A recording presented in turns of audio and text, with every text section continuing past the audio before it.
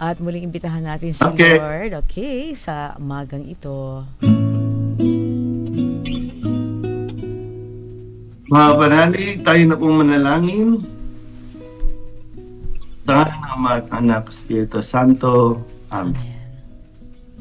Ama naming makapangyarihan, maraming salamat po muli sa umagang ito, sa pagsisimula ng buwan namin ng pakikibaka at pakikipagtunggali sa mga pagsubok ng buhay. Maraming salamat sa mga biyaya na iyong pinibigay sa bawat isa sa amin sa kabila ng aming mga kahinaan at kakulangan.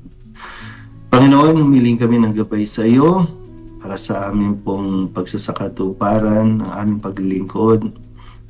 Niniling din po namin, nagabayan niyo po ang mga leader ng bawat bansa nang sa ganon ay mas malutas nila ng mas may diplomasya ang mga suliranin at mga hinaharap ng bawat bansa.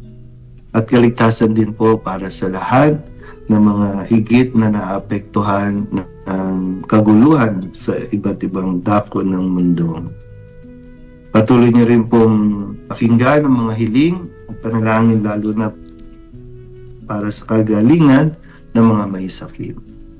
Ang lahat ng ito ay hinihiling namin sa ngalan ni Kristo, aming Panginoon. Sa ngalan ng Ama at ng Anak, Espiritu Santo. Amen. Amen.